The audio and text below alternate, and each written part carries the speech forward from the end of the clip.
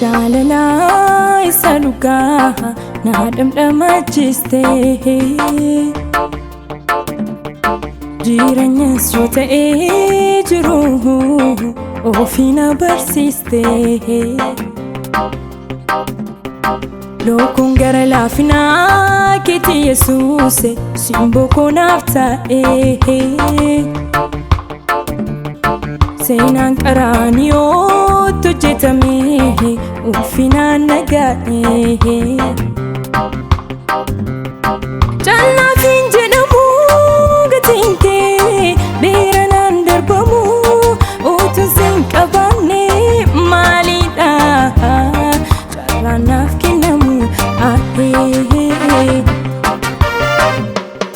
Hundee walabummaa Kiyya isa dhugaa Yesus komichuu gaariidha ulfaadhugaa Hundee walabummaa Kiyya isa dhugaa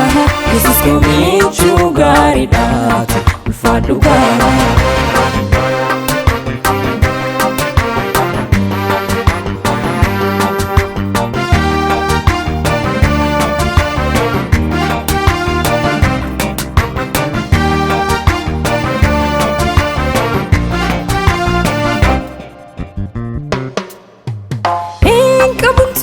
Kajeelummaa fuula keenan dhaabu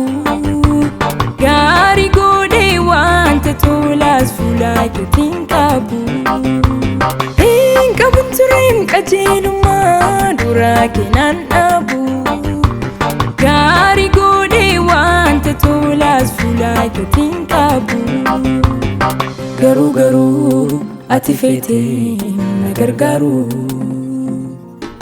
Dhiiga keetiin du'a jalaa lubbuu kiyyaa baraaru Anni koo golli koo jiruun koo si galateeffatuun si danuu hedduun koo Anni koo golli koo jiruun koo si galateeffatuun si danuu hedduun koo Hundee walabummaa Kiyya isa dhugaa Yesus komichuu gaariidha ulfaadhugaa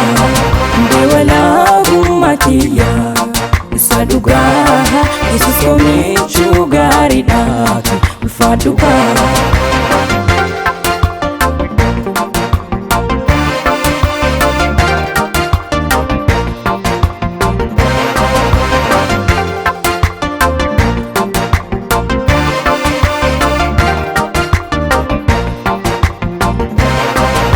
Garuun jaalala kee baay'inni araara kee na dhaabeen tarree namaa jechu kee faniin argamaa Garuun jaalala kee baay'inni araara kee na dhaabeen tarree namaa Bifni kiyana argama Maljana lakana kai madana Kana dinkisisu yomlisa kana Maljana lakana kai madana Kana dinkisisu yomlisa kana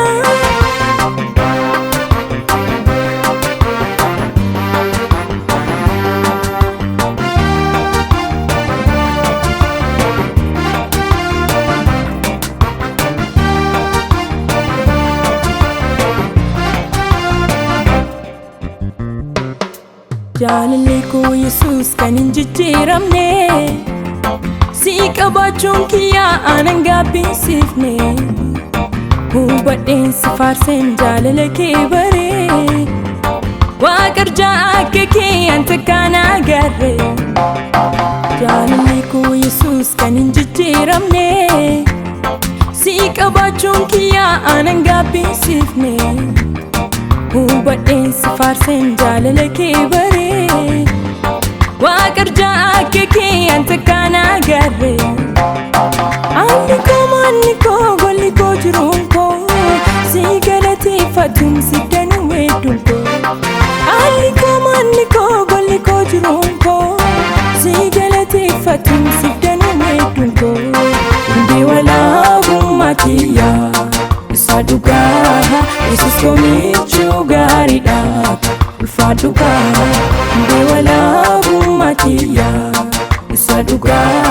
Yesus komichuu gaariidha ulfaadhu kaa.